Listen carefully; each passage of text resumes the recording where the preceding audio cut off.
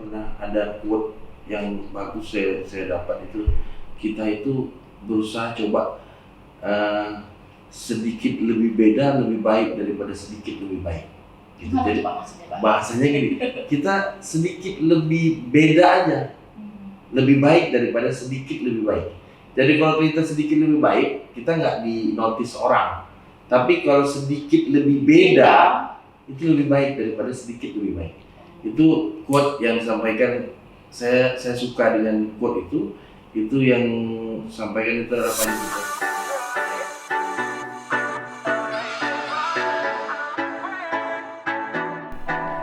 Assalamualaikum warahmatullahi wabarakatuh. Selamat sore teman-teman. Welcome to Gen Podcast bersama saya Adriana, di mana kita bisa ngobrol seru seputar pariwisata Kabupaten Lingga.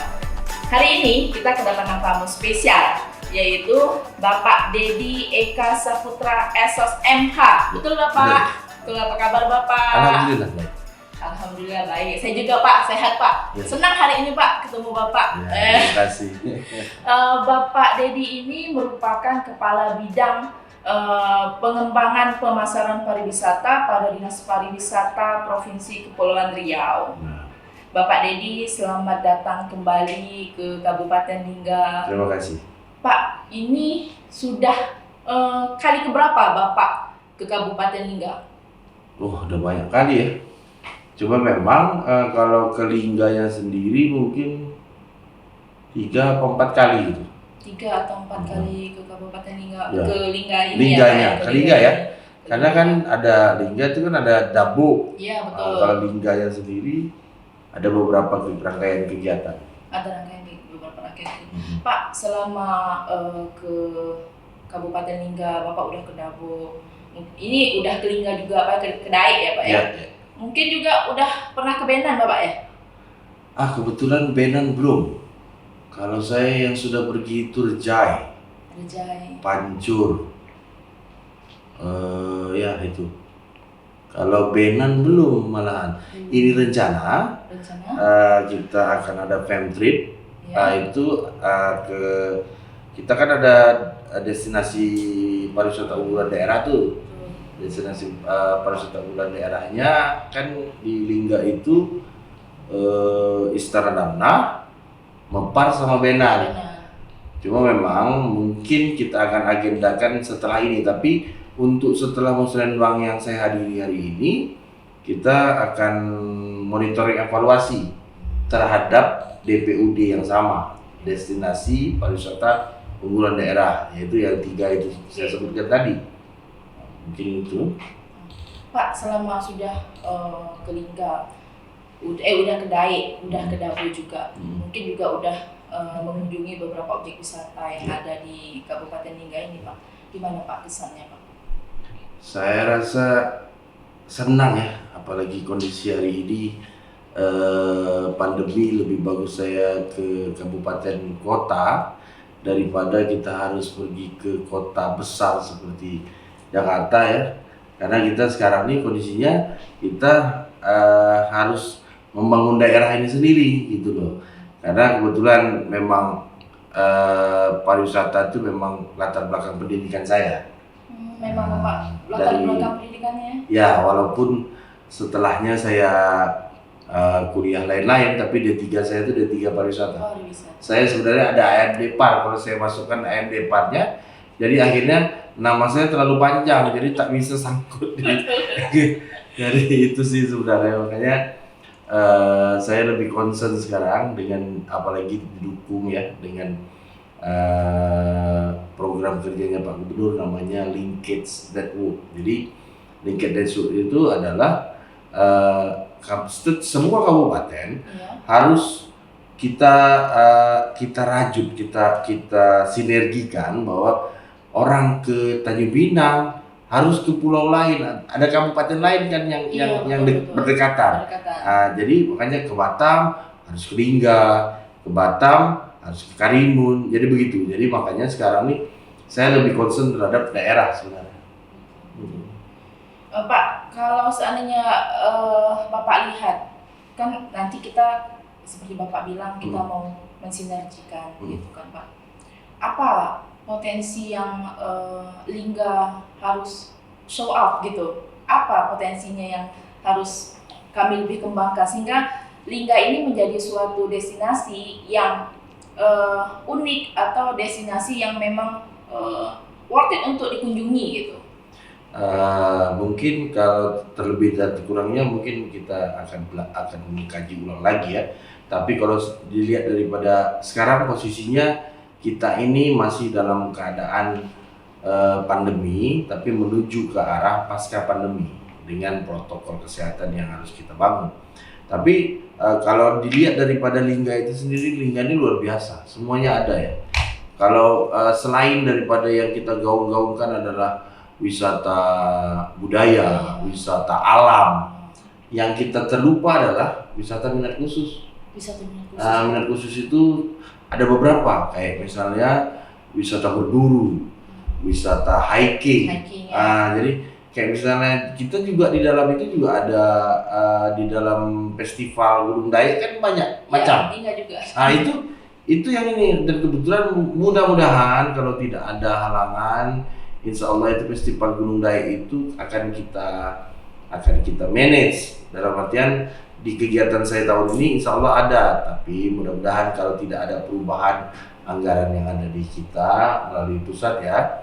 Jadi makanya saya berpikir bahwa kita minat khusus ini, saya selalu bicara dengan asosiasi yang ada di Kepri, beberapa asosiasi bertemu, saya pacu kawan-kawan itu jangan hanya kota-kota yang sudah ramai. Lingga ini masih belum terjamah, dalam artian belum diapa-apain oleh tangan-tangan kotor. Itu yang harus kita bangun, dalam artian orang, kalau sekarang oke lah tidak ada wisatawan mancanegara ya, masih wisatawan domestik. Kalau border itu dibuka, orang-orang yang seperti Singapura, Malaysia yang memang berdekatan dengan kita ya, Filipina dan Thailand itu ngelihat yang hutan yang masih fresh gitu luar biasa bagi mereka. Jadi itu yang saya pikir kita sama-sama lah ya, dengan adanya kita bersama di Dinas Pariwisata dari Dinas Pariwisata Provinsi, kita bersinergi dengan kabupaten kota, khususnya pada saat ini saya di Lingga, kita bangun pariwisata itu bersama-sama. Jadi bukan yang udah bagus kita tingkatkan, tapi yang ini kita tinggalkan. Tapi saya berharap insya Allah kalau saya masih dipercaya untuk itu, kebetulan saya juga pemasaran ya. Iya, Pak. Kata pemasaran itu kan saya ini penjual sebenarnya. Penjual dan mungkin pembual. Karena dengan adanya pemasaran itu harus berbual, harus pandai cakap. Kalau kita tidak pandai cakap, semuanya zero. Itu cara kita juga untuk mempromosikan gitu ya Pak ya.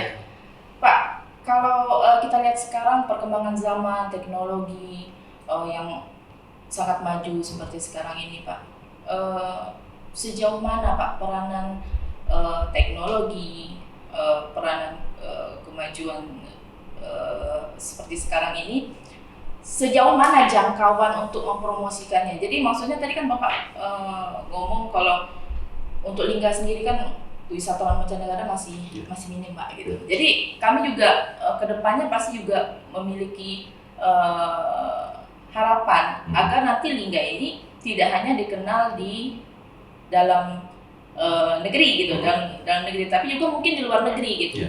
Mungkin juga memang potensi kami saat ini mungkin masih minim. Jadi gimana nih Pak supaya kami bisa lebih cepat geraknya gitu Pak? Kebetulan tadi saya mengikuti Musrenbang, ada titik terang yang disampaikan oleh Pak Gubernur, karena beberapa waktu yang lalu Pak Gubernur ketemu dengan Menteri Menkominfo ya, Pak Joni Plate. Itu mereka akan membangun titik-titik tower dari BTS ya, kalau nggak salah ya. BTS itu 28 titik katanya. Saya menyambut baik dalam artian ya maaf ya, kita masih minim di Lingga ini, sehingga menyebabkan kita kalau sekarang kan semuanya itu kan berada di jari kita aja, di gadget kita. Gadget, Pak, ya. Kita bisa ke seluruh belahan bumi manapun, cuman itu kan didukung dengan sinyal, ya, akses, ya, maksudnya kuota gitu loh. Jadi kalau tidak ada kuota dan kita punya network juga kurang baik, sampai kapanpun kita nggak akan pernah bisa dikenal orang. Tapi percayalah, kalau kita bersama-sama untuk membangun pariwisata ini, pikirnya bukan di dalam kota ya. Kita harus berada di luar kota. Kita bisa pergunakan tangan-tangan asosiasi. Karena kayak nanti insya Allah mudah-mudahan mungkin habis hari raya atau apa gitu ya, ada wisata berburu yang akan dilakukan oleh kawan-kawan kita di Asosiasi Pariwisata Bahari. Itu akan ada di sini. Jadi kalau kita perbanyak itu, mereka kan buat video tuh. Dari buat video itu mereka yang akan memasarkan itu, walaupun dari Batam. Tapi kan yang jual kan daerah kita gitu. Sebenarnya semuanya bisa, tapi memang harus di kitanya sudah memadai dulu ininya, networknya. Networknya, Pak, ya. Pak, ini udah keliling-keliling sini. Bapak sudah icip-icip pasti kuliner-kuliner yang ada di Kabupaten Lingga. Gimana, Pak? Enak kah?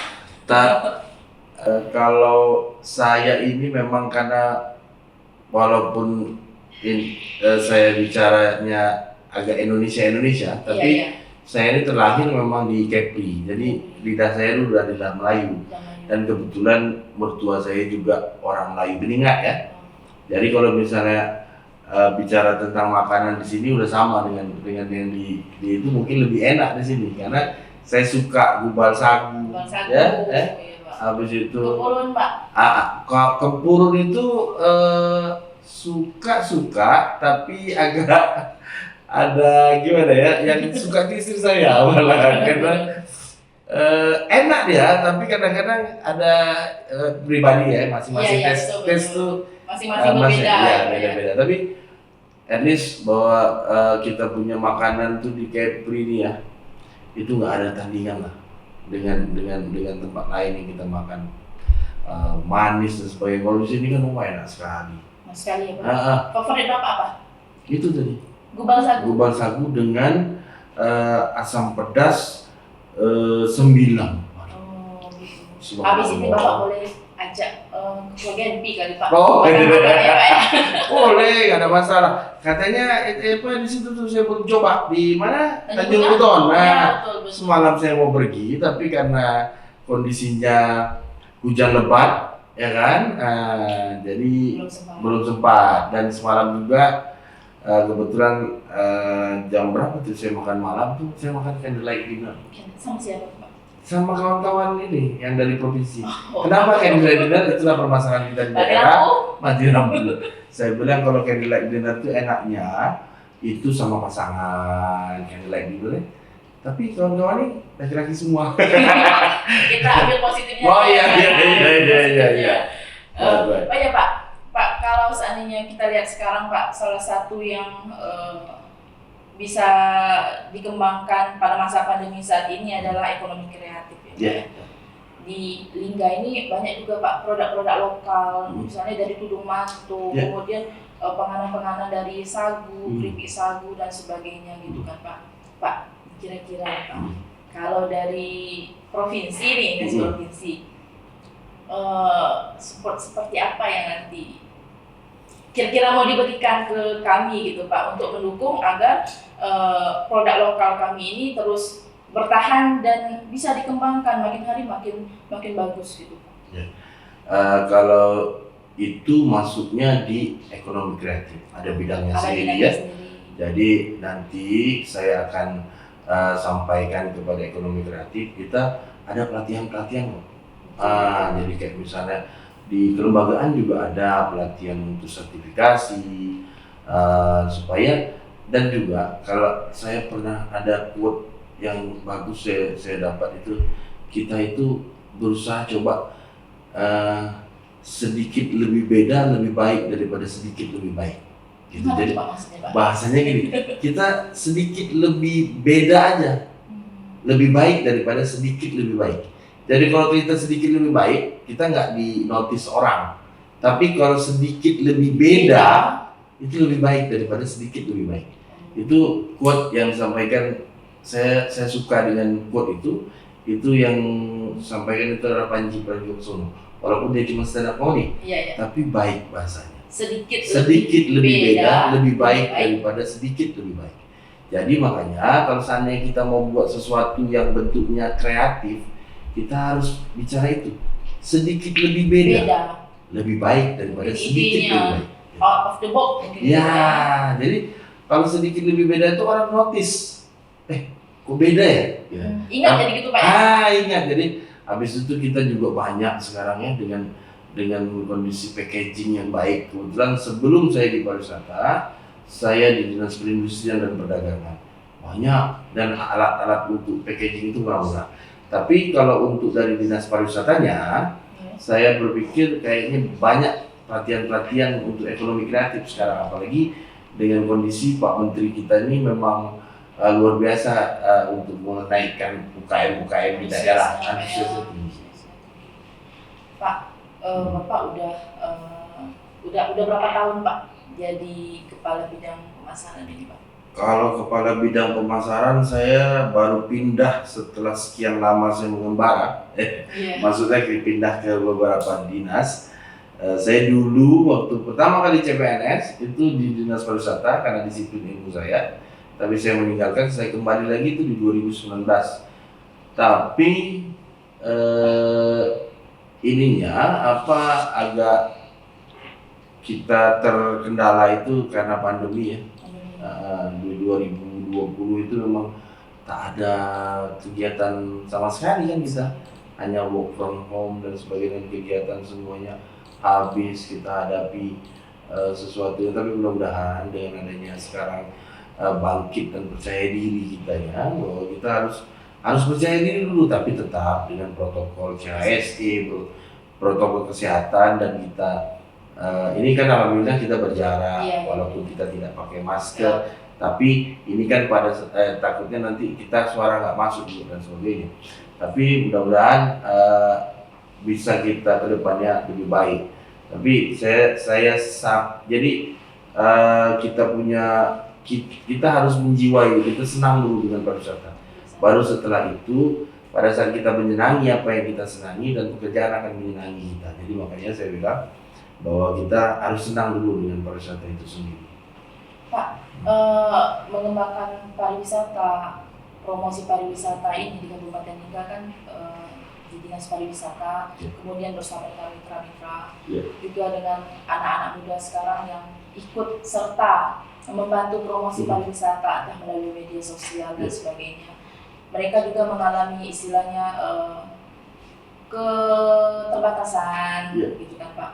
Kira-kira Bapak ada tak pesan-pesan untuk mereka agar terus melakukan promosi untuk wilayah Kabupaten Ningga? Saya berharap bahwa jangan berhenti untuk menaikkan, mencintai daerah. Anak-anak muda sekarang ini kan, sekarang apa yang ada sekarang kondisinya, bahwa gadget tapi dipergunakan untuk yang tidak positif ya. Kalau dia pergunakan dengan positif, banyak kok. Kita ada kawan kita di Karimun itu, dia jadi vlogger. Alhamdulillah udah mungkin udah dinotis di YouTube-nya. Mudah-mudahan ini juga dengan podcast ini bisa dinotis dan kita bisa dapatkan feedback daripada YouTube itu sendiri. Saya berpikir kalau mulai dari anak muda ini luar biasa. Kenapa? Semangatnya itu luar biasa, tapi jangan pernah berhenti, karena setiap usaha pasti akan ada pasang surut. Kalau kita kena pasangnya enak, tapi pada saat kita kena surutnya, mulai cari apa lagi yang bisa dilakukan ya, atau sainian lah yang lain aja. Itu jangan pernah, karena menjadi orang hebat itu harus melewati rintangan dan hambatan. Baru kita bisa jalan dengan lurus. gitu ya. Pak, ini mendekati pertanyaan terakhir. Iya. Pak, berikan kami masukan atau kiat atau saran atau strategi mungkin agar kami lebih mampu mengembangkan potensi kami yang ada serta mempromosikannya. Kalau itu ya memang kita komunikasi itu penting. Ya, komunikasi antara daerah kabupaten dengan provinsi itu penting. Jadi makanya apa yang diperlukan oleh kabupaten itu dari provinsi dan juga feedback dari kami bahwa kami juga butuh kajian. Karena apa?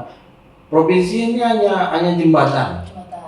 Bahwa kita mengakomodir apa yang diminta oleh kabupaten kota karena kami nggak punya wilayah. Kami ini hanya kepanjangan tangan pusat di daerah.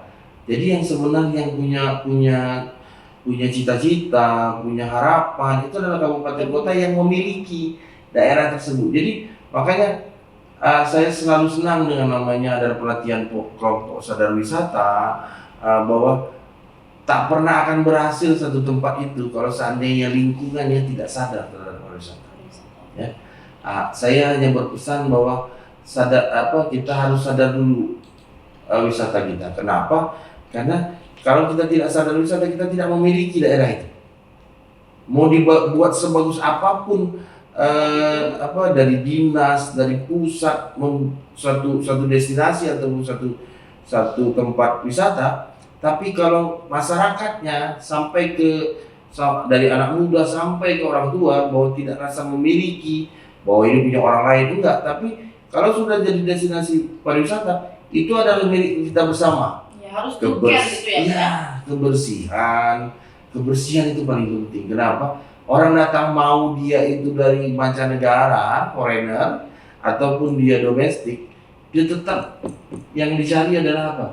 WC-nya bersih nggak? Nah, itu coba dirubah pola. Karena kita nggak bisa menyuruh orang, tapi kita tidak melakukannya. Kita lakukan dulu dari diri sendiri, baru kita ngajak orang.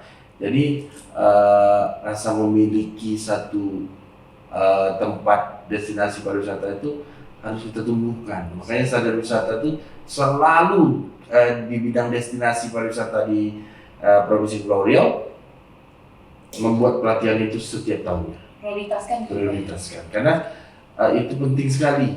Contoh ya, ilustrasinya adalah mungkin yang paling sadar terhadap pariwisata itu adalah yang contoh hari ini Bali. Bali itu punya pencalang namanya, itu anak-anak muda yang dari kumpulan adat bahwa dia bisa menjaga daerahnya tanpa aparat. Dan dia merasa memiliki itu. Dia jaga orang yang datang, dia bikin orang itu nyaman dengan mereka berada di situ. Sampai akhirnya bahwa siapa yang nggak kenal Bali? Tapi hari ini kita tahu bahwa Kepri itu nomor 2 sebelum pandemi. Nah, nomor 2 setelah Jakarta. Setelah Bali. Dulunya Jakarta nomor 2. Jadi makanya itu yang harus kita pertahankan, gitu loh.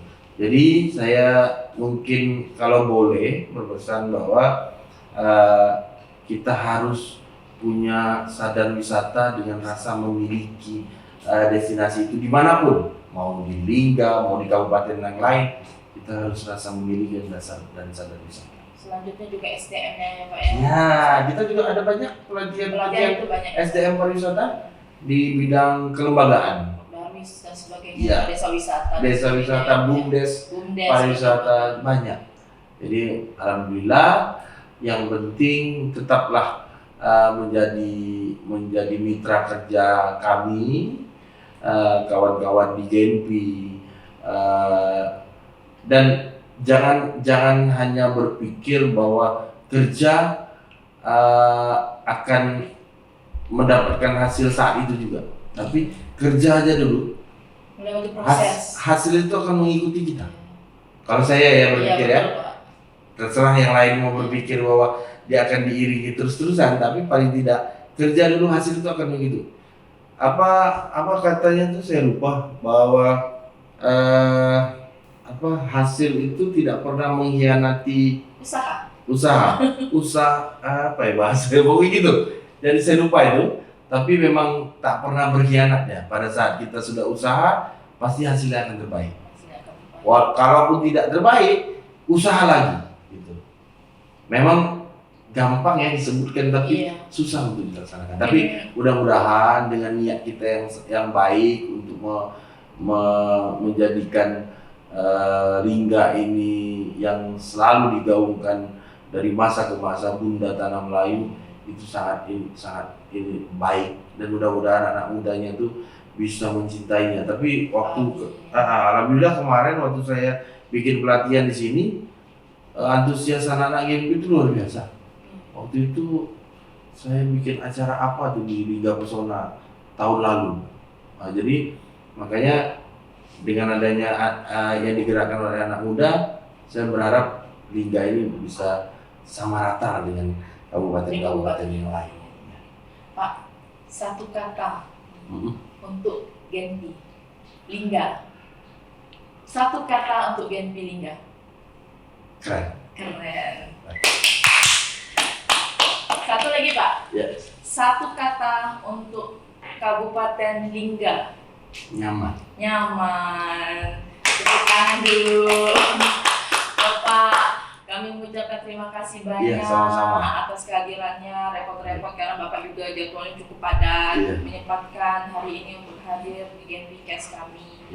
Untuk memberikan. Saya mau nanya boleh? Iya boleh Pak. GNP Cash ini cashnya apa? Podcast maksudnya? Iya betul Pak. Oh, saya dari tadi pikir cash kesehatan apa bukan rupanya ya? Iya. Jadi kami juga mengucapkan terima kasih Pak, Bapak sudah mau hadir, memberikan informasi sangat bermanfaat, padat, jelas.